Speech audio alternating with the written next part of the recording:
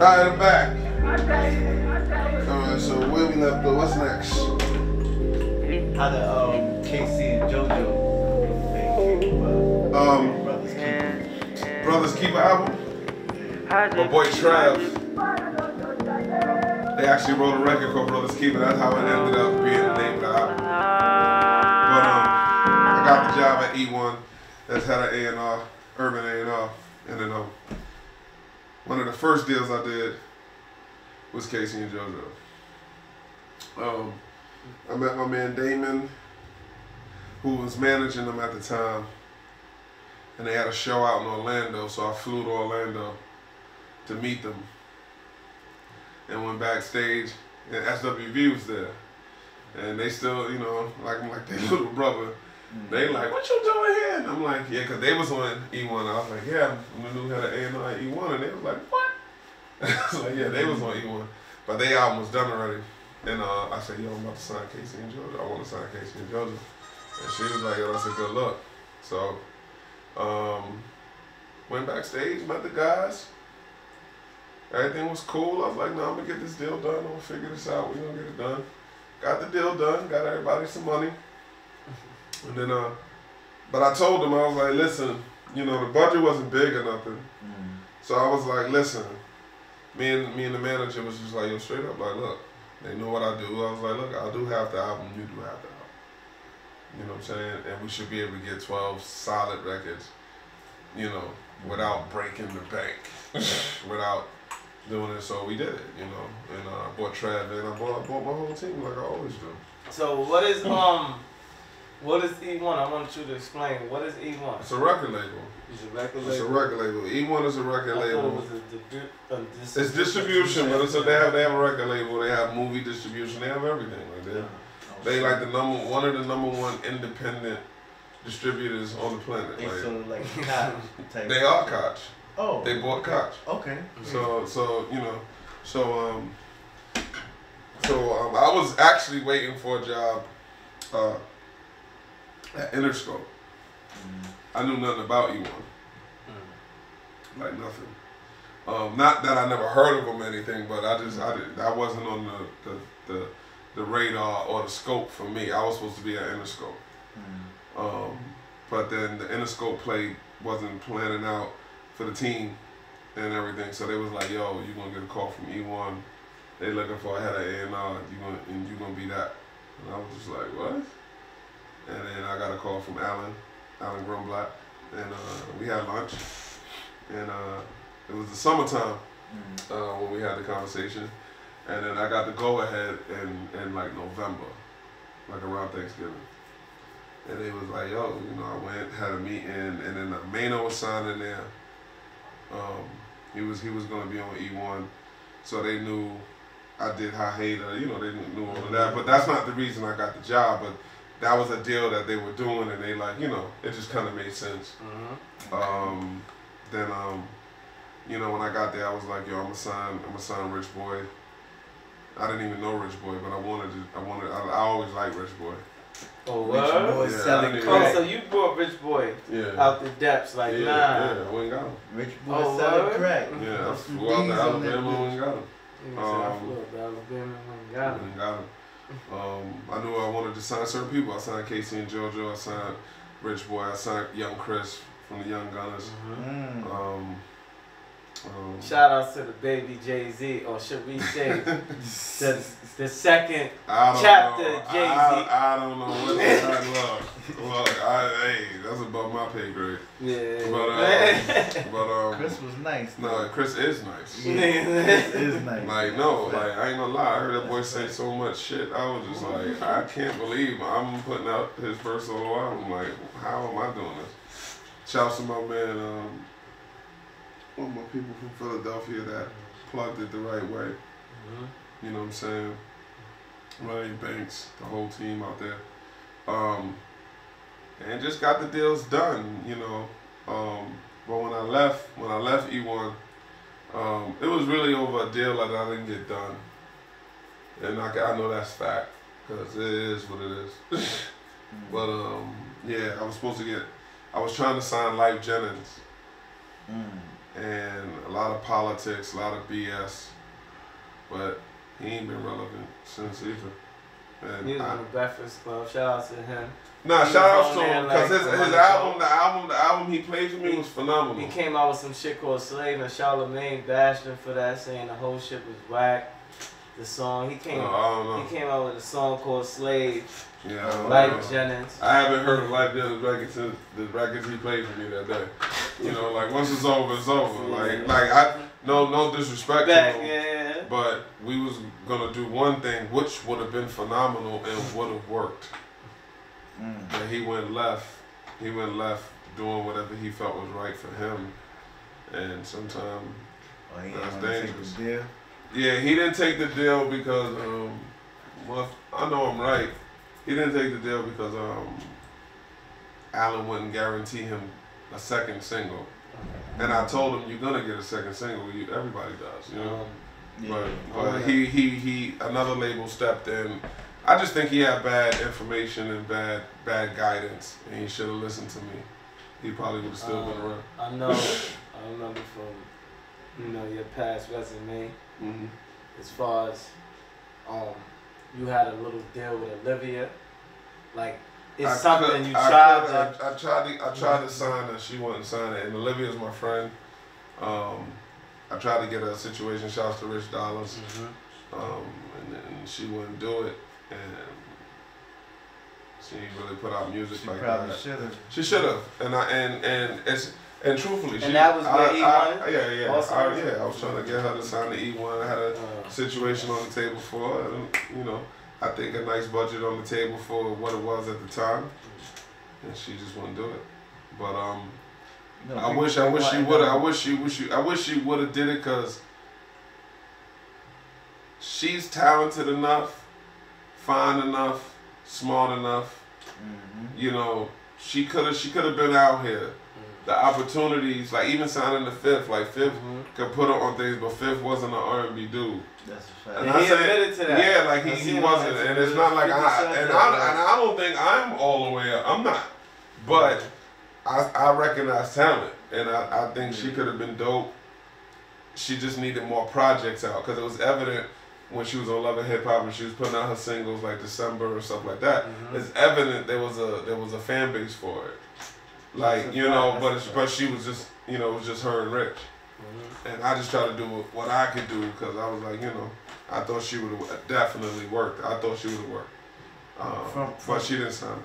From your experience, is it better to go with a major or indie deal? It depends on the artist. Like, cause another group I wanted to sign bad, and I feel like they could have been crazy, was the LEP Bogus Boys, and I wanted to sign them, and they went with Interscope over E1, and I just think E1 would have been a better home to prepare an artist. Like artists, in my opinion, sometimes aren't prepared to be on majors. Now we're talking 10 years later, 15, so now things are different. Like. The label is just really looking for who's getting the likes, who's doing this, who's doing that, and the internet is buzzing. And all right, cool, and you'll get your deal. Yeah. Back then, it was still a little different, and I just felt artists need to be prepared to be on a major label because are you really prepared to keep the lights on? Yeah. Like Lady Gaga keeps the lights on. That's a fact. You know what I mean? Like we talking like mega hit, mega nigga, like fill stadiums and all of that. Like that's what the majors is looking for. You get the first week. They not gonna sit there and deal with you and try to build with you and try to understand and all of that. They not. Yeah. There goes my neighbor's dog. 8 o'clock in the morning. That's my neighbor's dog. It's 4 of them. Wow. Doesn't make sense. But that's the thing. Like it takes understanding, like like the situation. Yeah. So there's been all this shit. Yeah. But what I feel like nowadays, do you think independent is better than major? As far as you see, everybody's if you can foot the bill, yeah. Everybody's going independent. Everybody's not going independent. Everybody's going independent to the major grab them. They going independent if they got somebody that can foot the bill. If you ain't got nobody to foot the bill and a major come tomorrow, what are you talking about? Take the deal, or at least try to negotiate it to the best of your ability. But for the most part, if you ain't got nobody that can foot the bill, if you ain't got nobody that can go to radio with 200,000 for you, and then put up another 50 for the video, and do all of these things, if you don't have your dope boy or your wealthy white friend or whatever the hell is going on, why wouldn't you? Cause I seen like Sheik and Jada was saying they rather the major deal, while Styles was saying he rather the indie deal. Because they've eaten off both sides, so they understand both sides. They understand when that label put out that record. I gotta go double platinum to eat, but I can sell 400,000 and make the same amount. No, you and eat. But there's not a lot that's doing that. Yeah. There's a few that's doing it. Everybody's not selling 400. There's a lot of independent artists that you don't go buy their stuff. So what's the difference between, because we going on for sales and streams. Streams is what now? Because there's a lot of independent artists that's eating off of streams. They don't even care about the actual sell. Exactly. Because speaking of Dave East's album, they said he sold 5,000 actual sales. Like niggas got up and spent $17.95 and went and got the album and put it in their disc. Definitely downloaded. But streams on my Apple Music joint. What did he do on stream?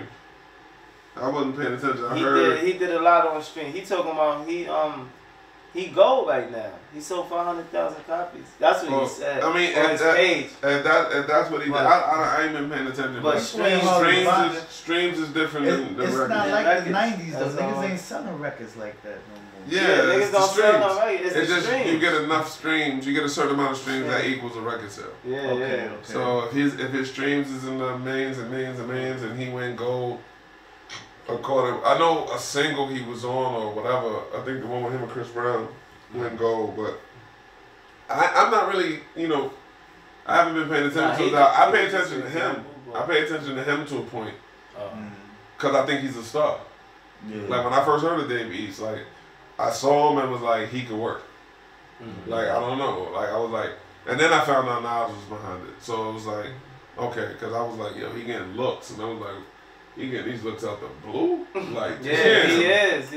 But then I noticed Nas was involved, and I was like, oh, okay, so I understand the business behind it now. Like, you have a real button pusher behind you. So, like, okay, cool. So, you have a real button because he getting looks like, shout outs to Wu-Tang and the whole. No, that's when you look at him, he's a star.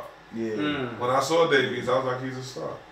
Like I used to tell everybody that I knew from Harlem. I'm like, y'all know Davies? Because get him a beat.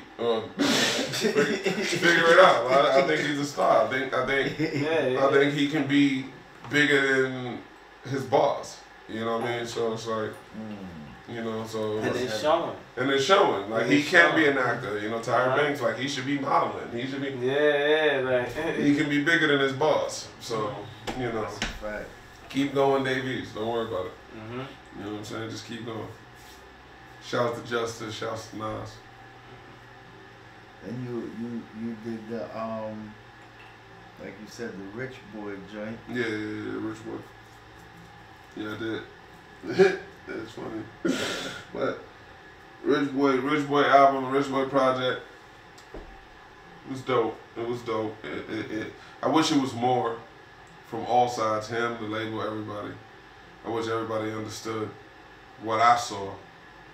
But it happens, You A&R at that, right? Yeah, A&R produced. Did a lot. You wrote on that? Not hooks and stuff. You don't really write for Rich Boy like that. Hooks and beats and stuff like that. Make sure the team got beats on there.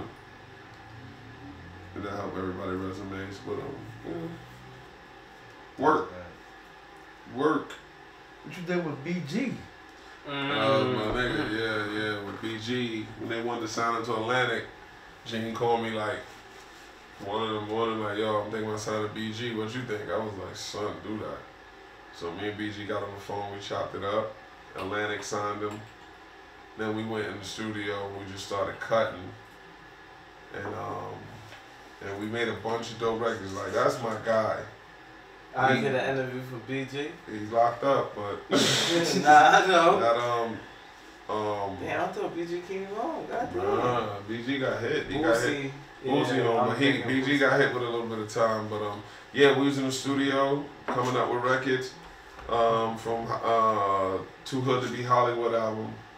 And I then, remember they were saying BG was the nicest one on camera. No, yeah, he was writing nigga shit. BG is nice. Like, we sat in the studio one night. I know we got a studio put out their building. We smoked so much weed. We smoked so much weed. They said that the other offices was smelling like weed, like, and that's crazy. they revoked their lease or some shit. I was like, what?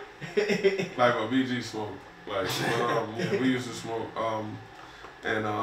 We recorded a bunch of records for Too Hood to Be Hollywood. I had a record, I'm Just Hanging Out. And he heard the record and he loved it. And I came to the studio the next day and he was like, yo, I was trying to rewrite it and I couldn't. And he was like, yo, so I just laid your verses. I was like, what? And that's when I was like, yo, that's gangster. Like, he was just like, he just changed. I did the Bronx and Harlem and stuff the way I was talking about. And he just changed it to New Orleans. And I was like, he was like, yo, it just didn't make sense. Like, you covered every hood situation that could really even exist. Like, I was like, why even go through this? Let me just change everything to what I know. And we did it like that. And then that's the first connection and collaboration? Nah, man, it was in the studio. Niggas they don't do that until they really vibe with you. Like, that's my guy, that's my guy. You know what I'm saying? I wrote him, but I know he's getting hella mail, like, I know he's going. But yeah, like, and then VG ended up coming to, cause it didn't work out with Atlantic after time or whatever, and then he ended up on E1. They put that album out on E1, but I don't think I was at E1 yet. But that album came out on E1, I believe. Shouts to Nell, shouts to Mike, and everybody that was dealing with BG. But yeah, we had a great time. Steve had a great time doing that. So how many joints you did with Mano? I see on your discography they got Cream, they got Day After Tomorrow, and High Hater. See, with Mano, it started with High Hater, but it really started because I was being groomed as an A&R with Gene and G. Roberson and stuff like that. So when Maine was on Atlantic, I was there as a producer, as a A&R, as an ear, as a whatever, like whatever was needed.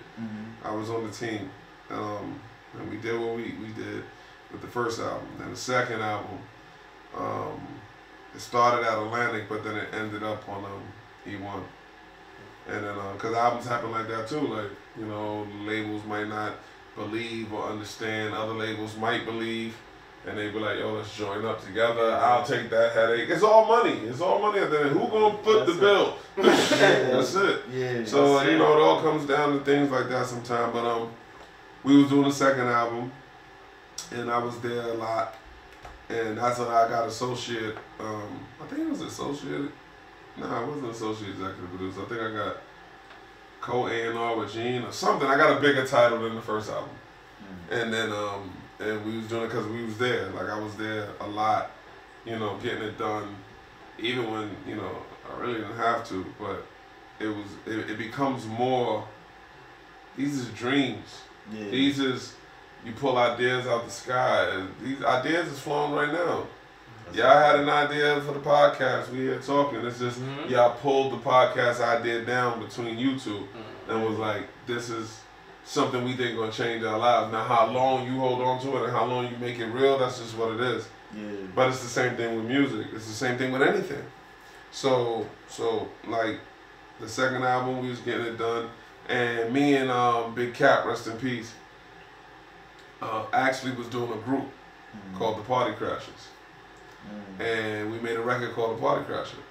And Cap was like, yo, get Maine on it. And I was like, all right, so I convinced Maine to do it. And then one day I was in the studio and I was making Cream, the record you see there, and Mano walked in the studio. I was really just waiting for him to get there. So you ain't gonna put me in the studio and I'm just gonna sit there like I'm mixing a record or listening to a record. Even though I don't mix, I mean, you know, I'm just figuring out what I'm doing. And Maine walked in and was like, what the hell is that? And I was like, oh, it's a record I'm gonna do with me and Cap. And he was just like, yo, that's something I changed my whole album around. And I was like, oh, okay. So I was like, you know what? You can have it, do it. So then we did Cream. And I sampled Rick Ross. I'm about Cream. I sampled Rick Ross. And then that became a sample clearance headache. I don't know why, but it became a headache. But that's why we ended up doing that part over. But then Wayne got on it. Wayne wanted to work with Maine. He liked Maine. And Wayne got on the record. And then Wayne got on it. When Wayne got on the record, it was a rumor that he did it. Like, I ain't hear it, but then Gene called me one night in the middle of the night, just played it over the phone, and I heard Wayne's voice over my beat. I'm like, oh, it's over. Like, we did it. You know what I'm saying? Then a bunch of politics kicked in. The record still came out, but politics definitely kicked in. And it was a bunch of BS. It was a bunch of craziness. And, and then Meek got on it. And then, because the record's out, Meek got on it, Wayne stayed on it, Mano did the hook over. That's crazy. That's really my voice you hear on That's crazy. And then there's just a lot of craziness, but it was a dope record. It didn't live to its fullest potential because of the powers that be, like the politics behind it. A lot of politics went wrong, but another record on the notch on the belt. It happens, man. There's nothing you can do about that. How did Godspeed come about? Godspeed came about because I was in a dark place. I was in a real dark place for a while. That was like a little nuts. And the phone stopped ringing, records ain't selling, things is going a little crazy, and I was in a dark area. And I've been having, like, we all have it, but it's like spiritual warfare. And now I gotta do that. So nobody wanted that. I'll take a dip. The last of the last. Well, so we had I had issues. Was dealing with a lot of craziness, and basically what happened was I met this guy named John Trippy, and he came to me and was talking to me one day, and was like, basically, he was like, yo, things is about to turn around for you, but God wants you to do it for him now. And I was like, okay. And he was like, he let you do all of that stuff because he wants you to bring everybody home now. So I was just going through a lot. So, and I wasn't focused. There was a lot of distractions, and so I got to work. I wasn't even in the studio. I wasn't even, and then that's how the harvest came about, because he said he wants you to make the music for his harvest. So even if you hear the harvest is hard, the harvest is that. I don't curse on the harvest. It's not one curse word on the harvest. And I remember Hassan listening, and Hassan was like, yo, you ain't cursed one shot. And I was like, yeah. And it's a walk. Like, I'm on my walk, but it's not as easy as some people make it. I'm not trying to be over preachy. I'm not that guy. You know what I mean? Like, I'm not trying to be judgmental. I'm not trying to do none of this stuff. But it just came to me one day, like, Godspeed, move at God's speed, move at God's speed. So I called my partner Sweets, and I was like, but I already did all the research. And he was like, so this name is available. You can buy it right now. You can do all of this. The lawyers is ready, da-da-da. He's like, yeah, that's a layup. That's not you thinking about it. Like, you already did all the work. Like, God is telling you to name your company Godspeed. If everything is there for you to do it. So by the end of the afternoon, the company was formed. Everything was done. And I'm just trying to do things. I'm just trying, like, even Everything Costs. Everything Costs came about because if I don't do the right things, it's going to cost me. Like if I don't listen, it's gonna cost me. Even if I do make a move, it's gonna cost me. It might cost some money. It's gonna cost time. It's gonna cost whatever. So that's how Godspeed came about, and I just been running with it. The circle got smaller but stronger. You know, the circle small as a period. You know what I'm saying? But that's how real it is, and that's how real it is. Like everybody has God in their life. They just need to recognize they do. Yeah. And just try to put it all together. And something like me in this movie, All That Matters, you will see it 2021. But I have no clue how I'm doing this. But I'm not concerning myself with how. So what is coming out? We can speak on that. You know, yeah, we can speak on that. Okay. Not when it's coming out, but what is coming out on Netflix. Everything. Wherever y'all gonna put it. Oh. I mean, I've spoke to Amazon. But how is none of my business? You don't even know how you got up this morning. That's a fact. How is none of your business? That's a fact.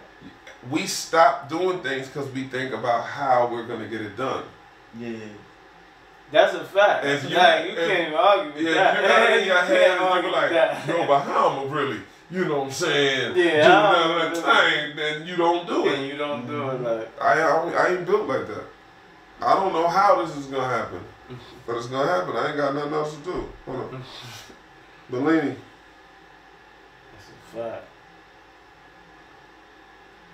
What is that? So that's just. I told you it was probably trash. I told you it was probably trash. If you don't have a plan, you. Yes, I did. I told you yesterday it's probably trash. That's saying. What he's saying, he's just going off of faith. No, but I told you when we was on the phone, I was like, yo, it's probably trash. Like, cause it's too much. Like, it's too much hype. Sometimes it's too much hype. But yo, I'm doing a podcast right now. We talking about this actually on camera. I'll call you back in like 10 minutes. Shout outs to the people that interfered. No, that's actually a great screenwriter that's rewriting my script right now. Oh wow. He just said he was watching The Irishman on Netflix and he was like, yo, I'm 45 minutes in and this joint is trash. Wow. And I'm like, but I told you it probably is. They did their numbers already. Like, it's like, how many gangster movies are you gonna watch? Yeah. So you don't even like the Bumpy Johnson shit? I haven't seen Harlem Is Mine. I ain't watched it yet. I need to. I haven't watched it. Harlem Godfather. I heard it's amazing. I haven't watched it yet. I need to. I've been watching Blacklist. I've been catching up on Blacklist. And Blacklist is hard too. But I'm gonna start watching that too. This is other movie that just came out called Free Fire. Yo, this joint's stupid.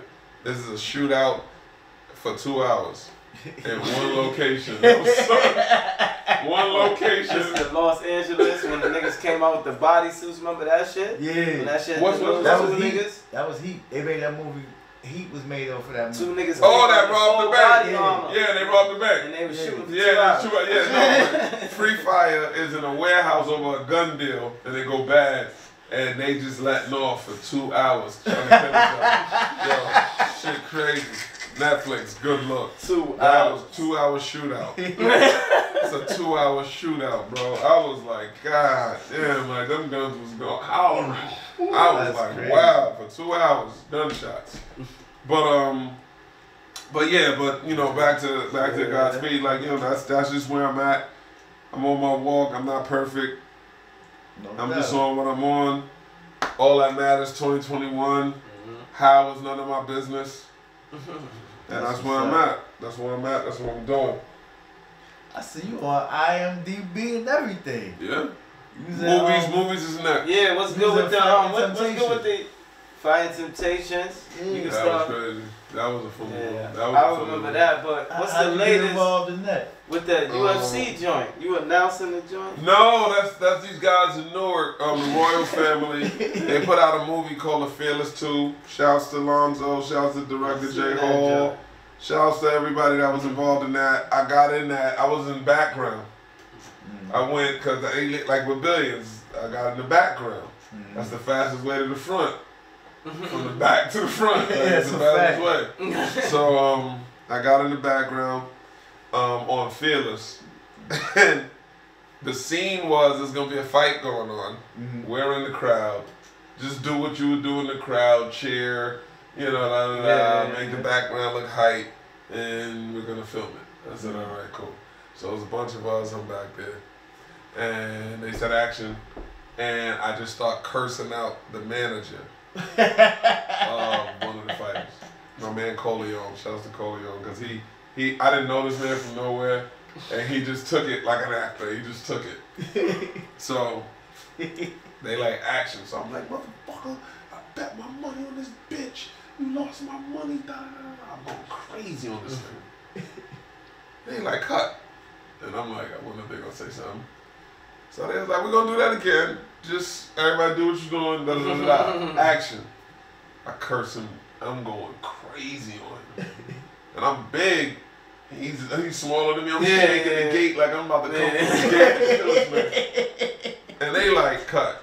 So I'm like, all right, they're going to tell me to chill. So he came over. He was like, why you keep doing that? And I was like, really? I just think that's what I would be doing if I was here doing this. If I was out I would be betting money.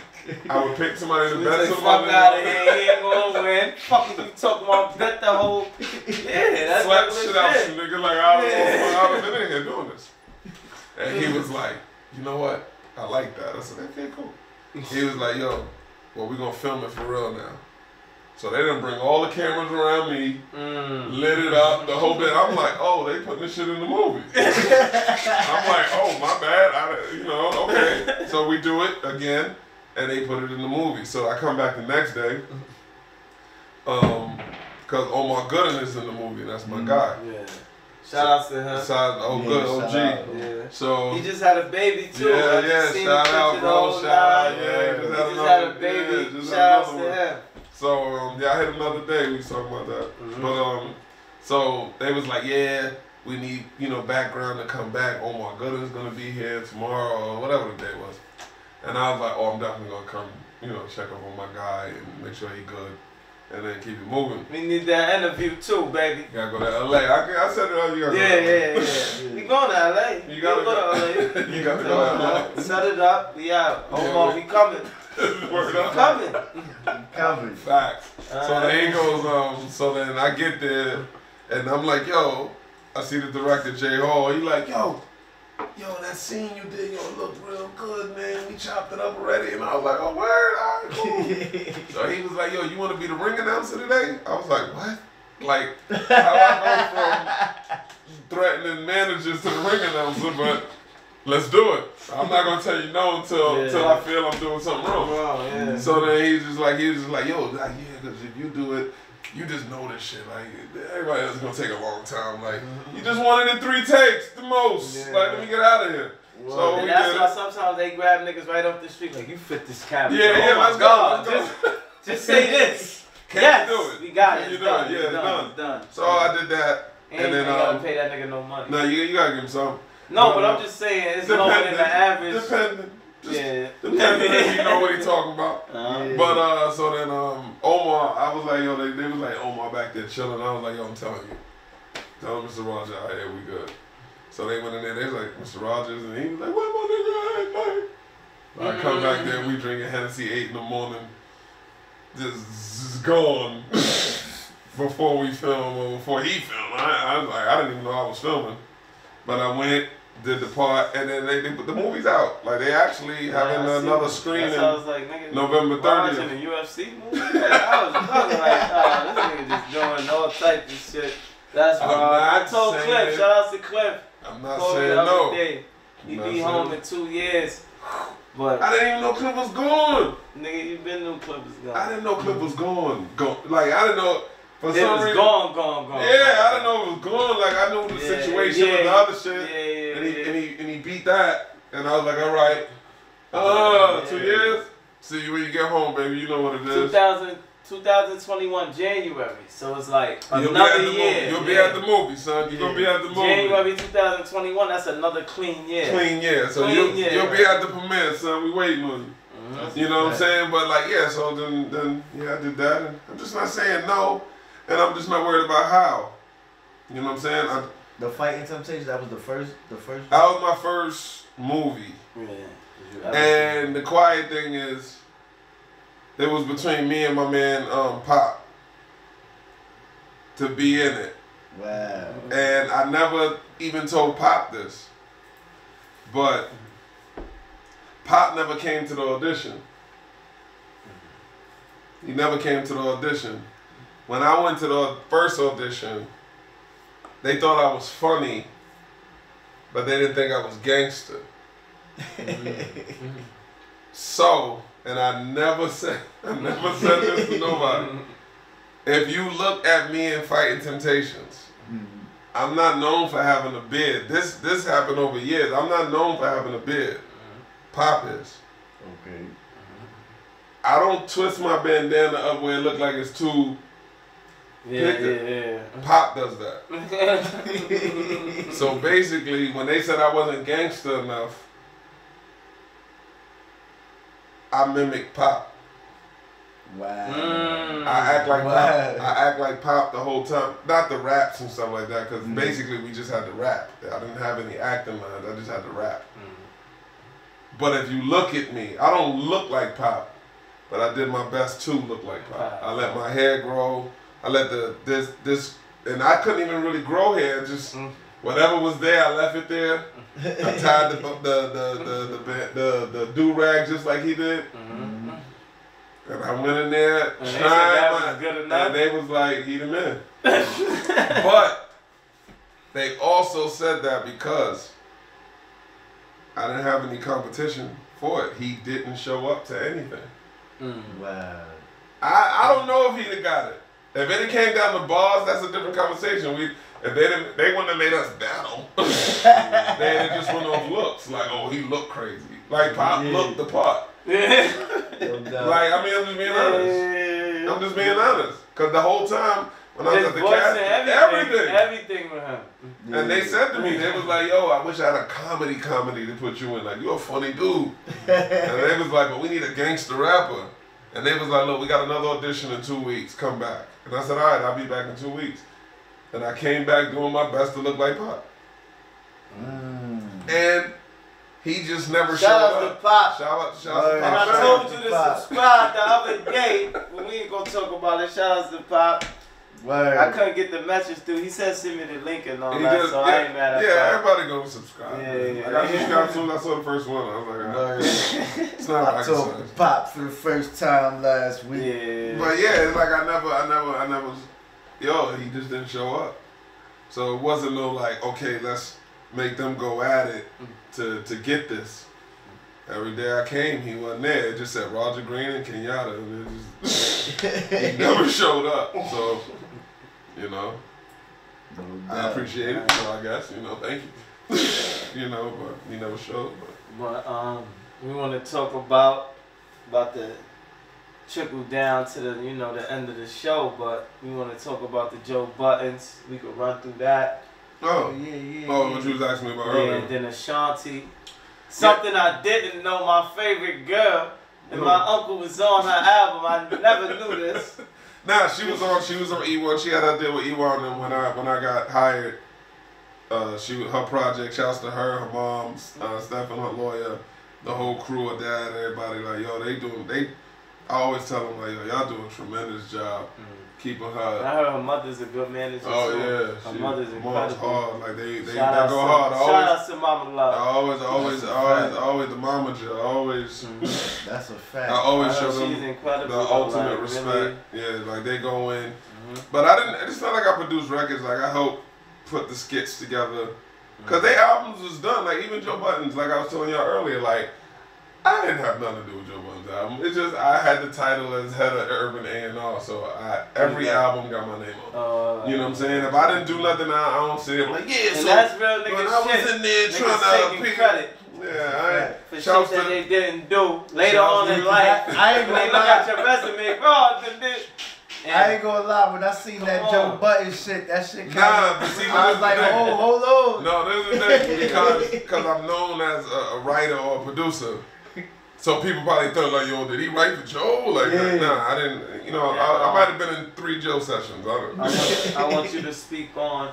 We didn't go through. Damn, I don't want to get on that. That's taking it back.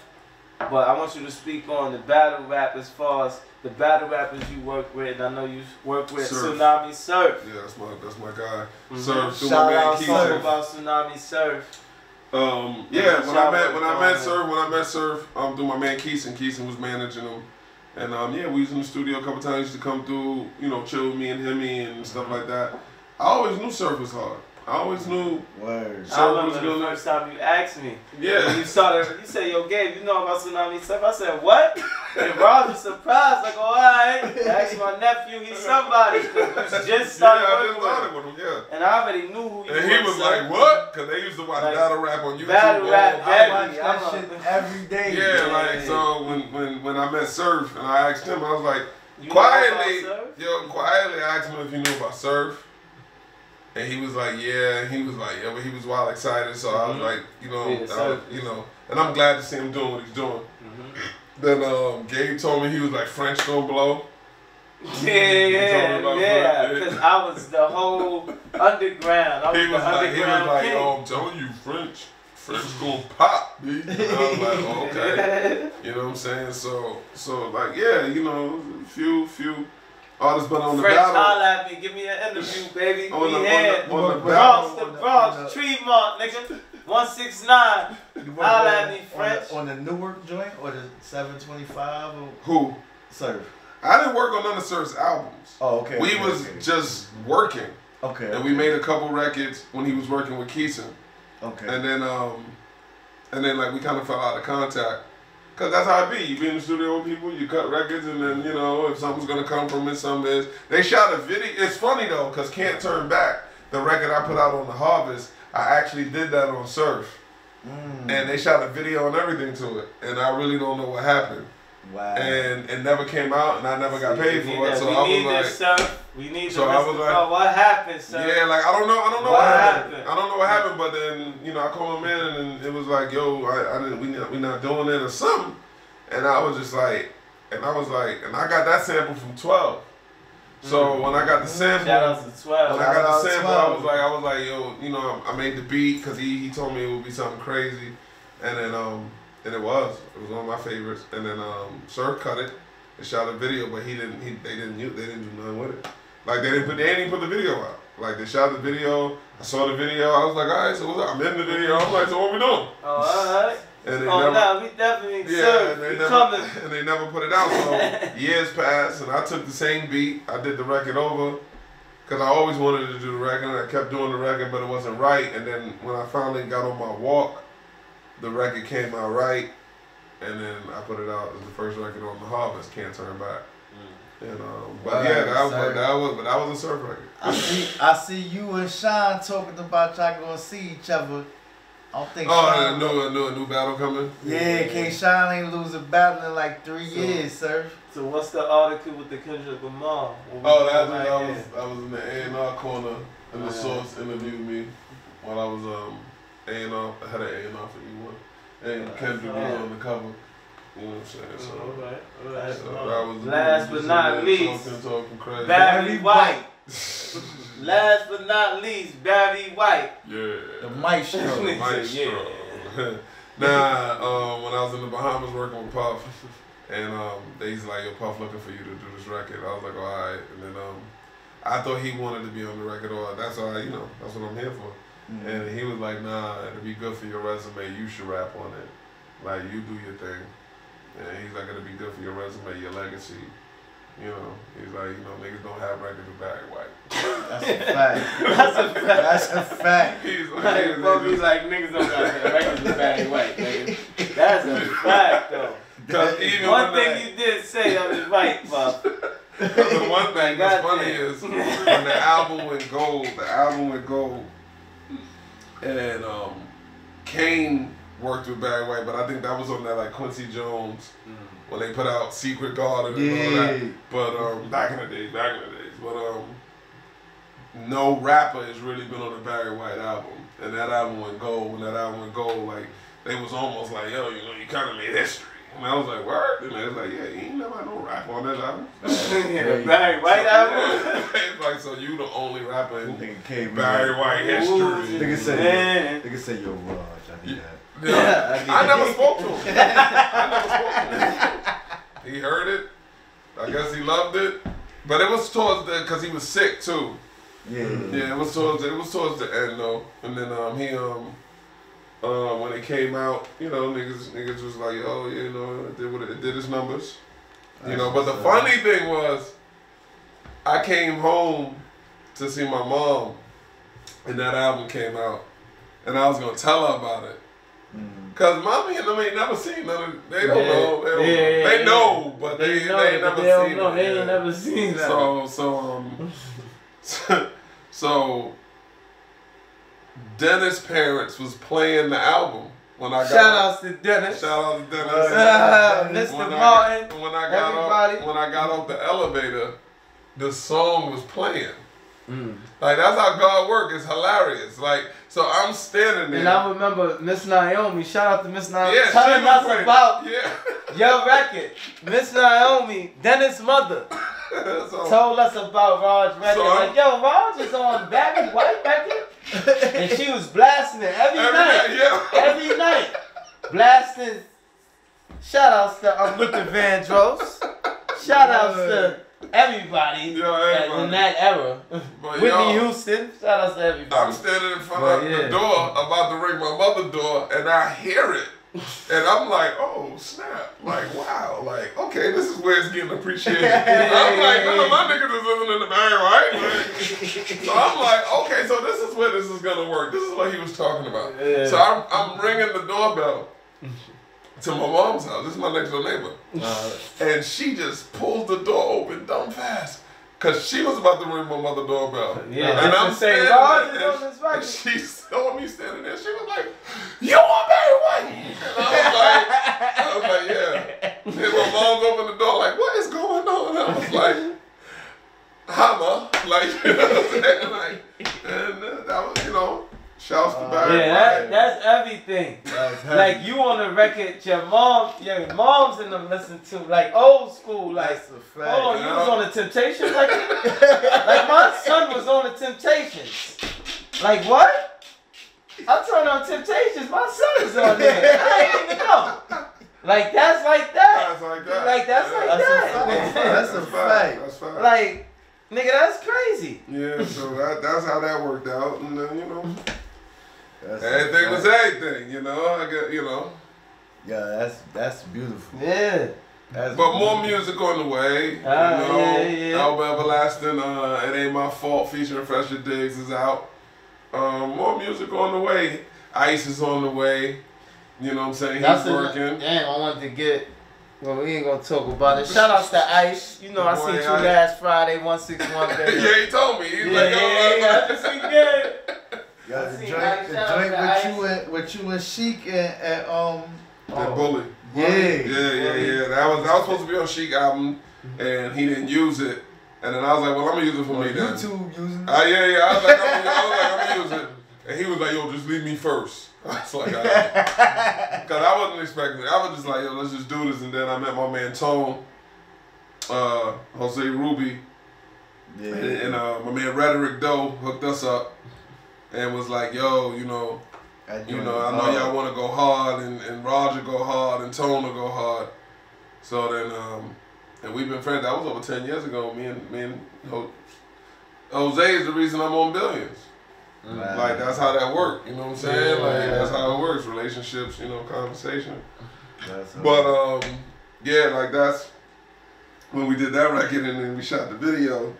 I didn't know the video was gonna be that big.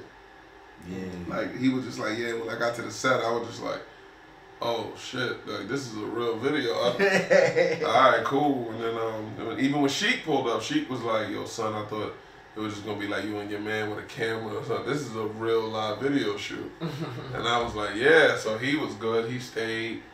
The video came out amazing. If you haven't seen it, check out. You know what I'm saying? Yeah, check it out. They made it to MTV Jams. We got our spins and all of that. Like it was a good look.